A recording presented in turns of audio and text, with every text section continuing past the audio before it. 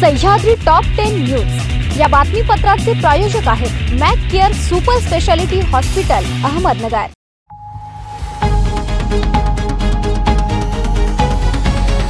नमस्कार, मी साक्षी। न्यूज 24 सह्याद्री मध्ये तुमचं स्वागत।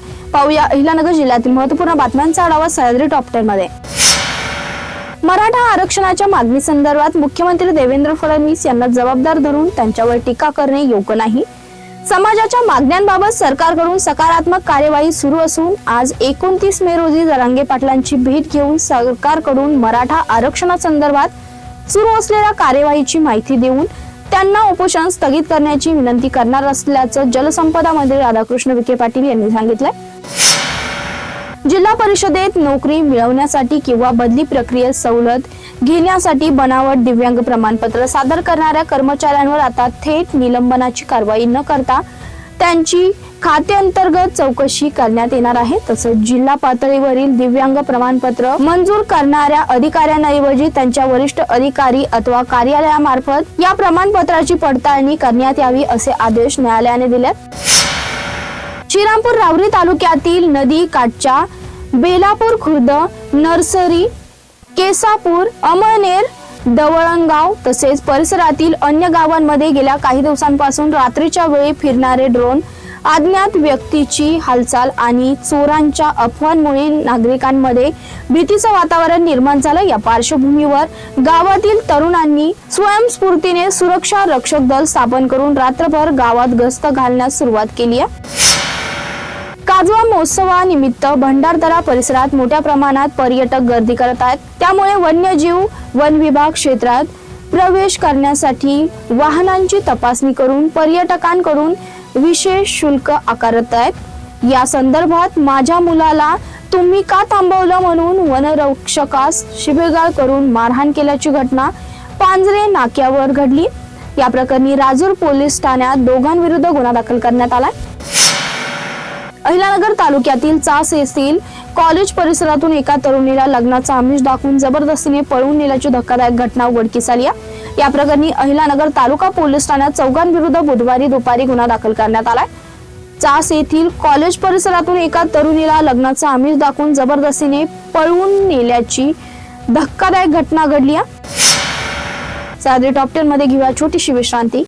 रोखोक पत्रकारिता, निर्भीड बाणा आणि कणखर भूमिका, महाराष्ट्राचा सखा, सत्याचा पाठीराखा, शब्दांचं सामर्थ्य, विश्वसनीयतेची उंची। न्यूज 24 सह्याद्री। विश्रांतीनंतर तुमचं पुन्हा एकदा स्वागत। पाहूया पुढील बातम्या। नवीन शैक्षणिक वर्षाची चाहूल लागताच तालुक्यातील विविध शाळांनी प्रवेश प्रक्रियेला वेग दिला असून विद्यार्थ्यांची पटसंख्या वाढवण्यासाठी शिक्षकांची अक्षरशः धावपळ सुरू झाली आहे। तुमच्या मुलाच्या उज्ज्वल भविष्यासाठी आमच्या शाळेत प्रवेश घ्या। गुणवत्तापूर्ण शिक्षणासोबतच संस्कार आणि खेळाला प्राधान्य, विद्यार्थ्यांच्या सर्वांगीण विकासासाठी अनुभवी शिक्षक वर्ग अशा विविध घोषणांसह शिक्षक गावोगावी वाड्या वस्त्यांवर जाऊन पालकांशी संवाद साधताना दिसत आहेत। अकोले तालुक्यातील बदगी गावच्या जलजीवन योजनेसाठी बेलापूर धरण क्षेत्रात विहीर खोदली जाणार होती, मात्र बेलापूर ग्रामस्थांच्या यासाठी विरोध होता। तरीही काल विहिरी खोदण्यासाठी प्रशासनाने पोलीस बंदोबस्तात पोकलँड आणलं होतं, मात्र बेलापूर ग्रामस्थांची आक्रमकता पाहून हा वाद चिघळण्याची शक्यता होती।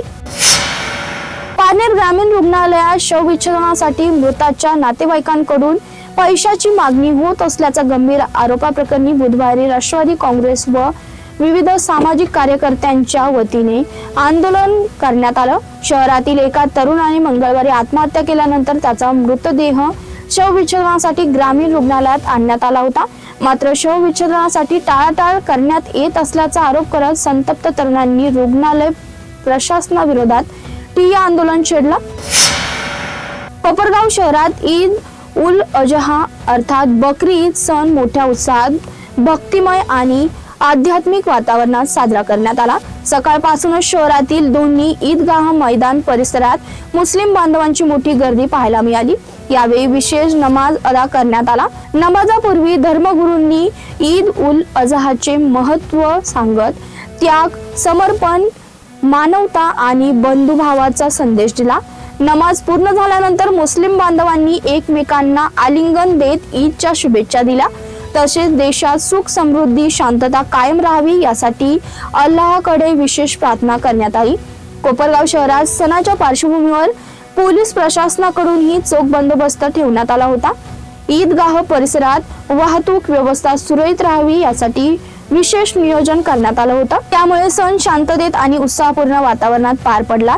त्यावेळी शहरातील हिंदू बांधवांनी तसेच प्रशासनातील प्रमुख अधिकारी आणि नगर परिषदेचे नगराध्यक्ष तसेच विविध पक्षांचे नगरसेवक आणि भारतीय जनता पार्टी, राष्ट्रवादी काँग्रेस पक्षाचे पदाधिकारी, कार्यकर्ते यांनी ईदगाह मैदानाबाहेर उपस्थित राहून मुस्लिम बांधवांना बकरी ईदच्या शुभेच्छा दिल्या।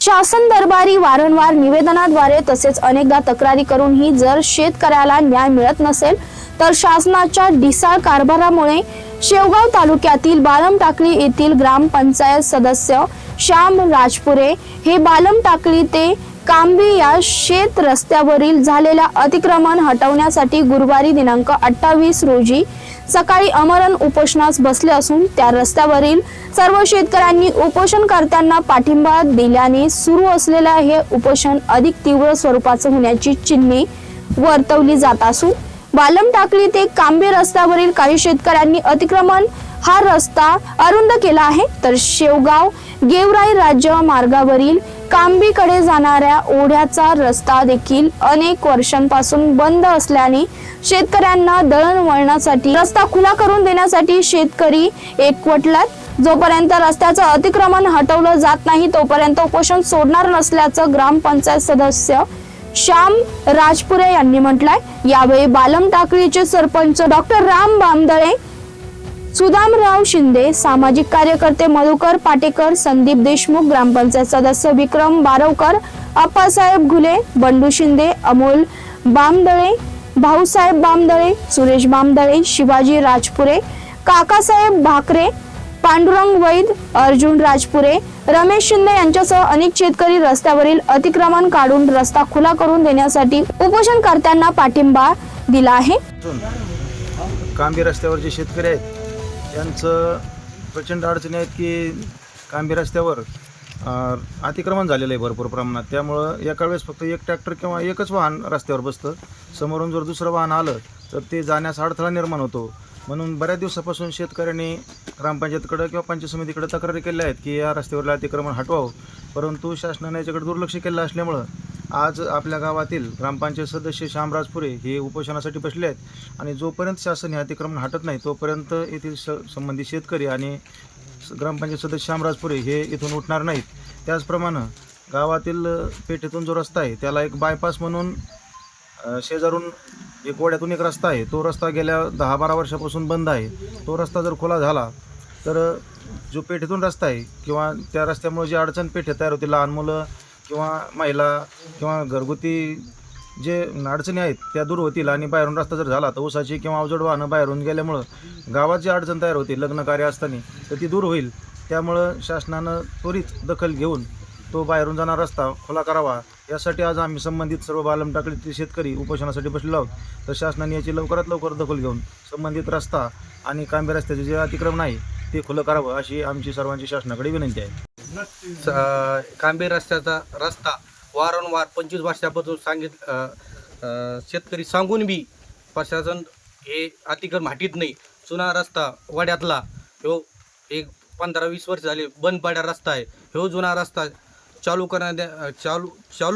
करून द्यावा अशी शासनाकडे मी मागणी करतो आणि ग्रामपंचायतचा याला ठराव देऊन ग्रामसभात याचा ठराव पास होऊन ठरावाची प्रत ही शासनाला जोडलेली आहे आणि पेठेतून जो रस्ता जातो तिथं वारंवार उद्या लेकरं आहेत, काल एक माळ्याचा मुलगा आहे तिथं ट्रॅक्टर बसल्यामुळे त्याचा पाय मोडला काल, असं मी शासनाला विनंती करतो। आणि हे हजारो शेतकरी आलेले आहेत की तिथून धोक्याची घंटा आहे. तिथं जाताना पेट्यातून तुम्ही पश्चाताने ती पावा आणि आमचा रस्ता मोकळा करून द्यावा अशी मी विनंती करतो. आज या ठिकाणी कांबी रस्त्यावर शेतकरी, त्याचप्रमाणे या परिसरातील शेतकरी जो ओढ्याचा रस्ता आहे, बायपास रस्ता बालम टाकण्यासाठी आणि कांबी रस्त्यावरील अतिक्रमण आहे या संदर्भात उपोषणाला बसलेले आहेत. खरं तर प्रशासनाने लोकांना उपोषण किंवा अन्य कोणतं आंदोलन करण्याची वेळच येऊ देणं चुकीचं आहे. कारण त्यांना पगारच या कामाचा मिळत असतो की जे काय कुठं चुकीचं होतं आहे ते त्यांनी स्वतःहून पाहिलं पाहिजे. कोणाला तक्रारी करण्याच्या किंवा कोणाला आंदोलन करण्याच्या वेळ येऊ देणं म्हणजे हा प्रशासनाचा नाकर्तेपणा आहे. अशा या ढिसाळ प्रशासनाचा मी तीव्र निषेध करतो. आणि आता वेळीच जर यांनी या उपोषणाची दखल घेऊन त्वरित जर या ठिकाणचं जर अतिक्रमण मोकळं केलं नाही तर याहीपेक्षा तीव्र आंदोलन करण्यात येईल. प्रसंगी अधिकाऱ्यावर काळंसुद्धा फासण्यात येईल. अशा प्रकारचा इशारा मी देतो आणि थांबतो. धन्यवाद. सह्याद्री टॉप 10 मध्ये इथेच थांबतो. तुम्ही पाहता news 24 Sahyadri. Sahyadri top 10 news या बातमीपत्राचे प्रायोजक होते Mac Care super speciality hospital Ahmednagar. शब्दांचं सामर्थ्य, विश्वसनीयतेची उंची. न्यूज 24 सह्याद्री.